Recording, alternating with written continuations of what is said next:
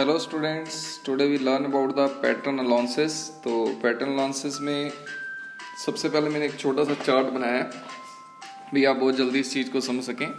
तो pattern allowances में तो पहले आपको अलाउंस पता होना चाहिए भी अलाउंसेस होते क्या हैं, तो इनकी क्या रिक्वायरमेंट है।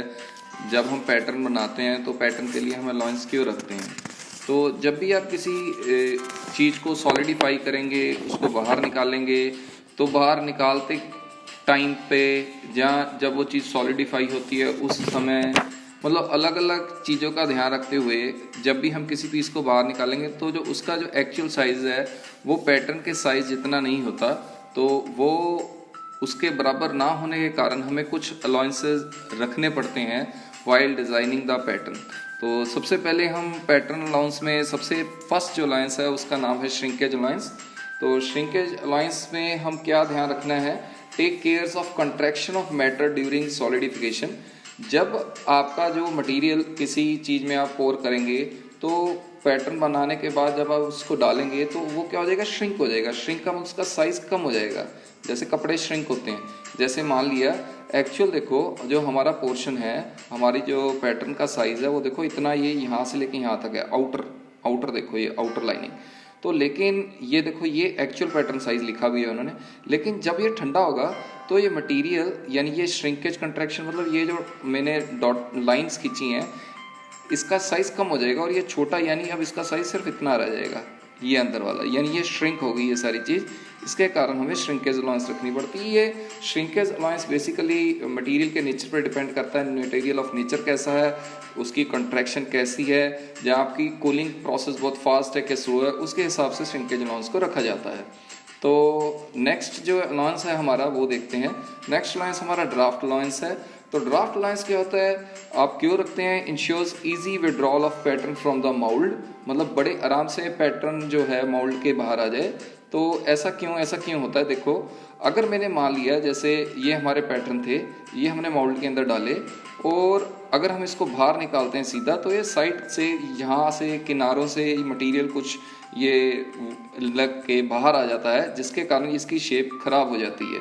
तो हम क्या रखते हैं, थोड़ा सा यहाँ पर टेपर रखते हैं इसको। ये जनरली 1 to 3 डिग्री ही रखा जाता है, 1 to 3 डिग्री पे ये एंगल होता है। तो 1 to 3 डिग्री पे ये जो एंगल होता है जिसके कारण ये थोड़ा आराम से बाहर आ जाता है।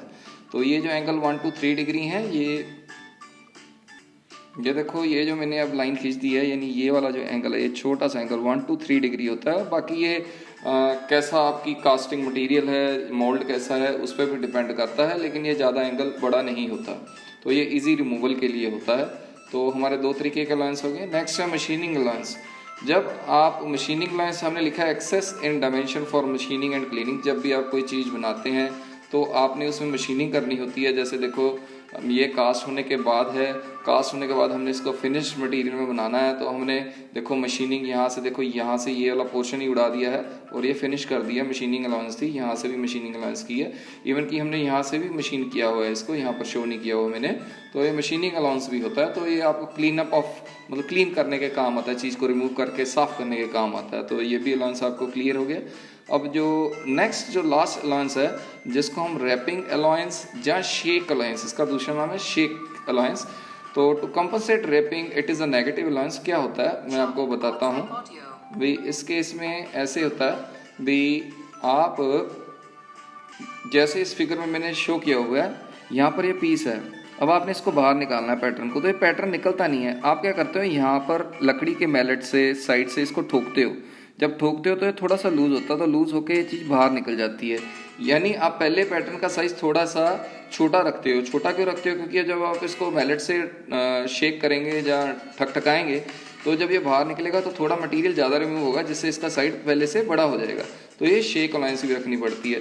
इसके बाद जो लास्ट अलाउंस है जिसको हम डिस्टॉर्शन अलाउंस कहते हैं, ये पैटर्न में रखी जाती है क्योंकि नॉन यूनिफॉर्म कंट्रैक्शन हो जाती है इरेगुलर शेप के लिए। जैसे ये मैंने आई सेक्शन लिया है, जब होता क्या है, जब जैसे आप आई सेक्शन बना रहे हैं उसका एक टॉप फ्लैंज होता है और उसका एक बॉटम फ्लैंज होता है, दो फ्लैंज होते हैं। तो टॉप फ्लैंज जनरली बड़ा होता है और बॉटम फ्लैंज थोड़ा सा पतला होता है, थिनर होता है। जब हम क्या करते हैं, जब इसको ठंडा करते हैं ना, तो ये थोड़ा थिक और ये थोड़ा थिन रह जाता है, जिसके कारण थर्मल स्ट्रेसेस प्रोड्यूस हो जाती हैं due to setting up thermal stresses in I section, जिसके साथ इसमें थोड़ा सा डिस्टॉर्शन या कैम्बर डल जाता है, या यानी यहाँ तो वो कन्वेकेव शेप का हो जाता है, जहाँ वो कन्वेक्स शेप का हो जाता है, जिसके कारण पैटर्न देखने में बढ़िया नहीं लगता, जो पीस आपका सॉलिडिफाई होता है, जिसके कारण आपको डिस्टॉर्शन लेंसेज भी रखनी पड़ती हैं। तो ये जनरली अपोजिट ऑर्डर में रखी जाती हैं, अगर ऊपर कनकेव रखी गई है तो नीचे कन्वेक्स रखी जाती है। Okay, thank you students.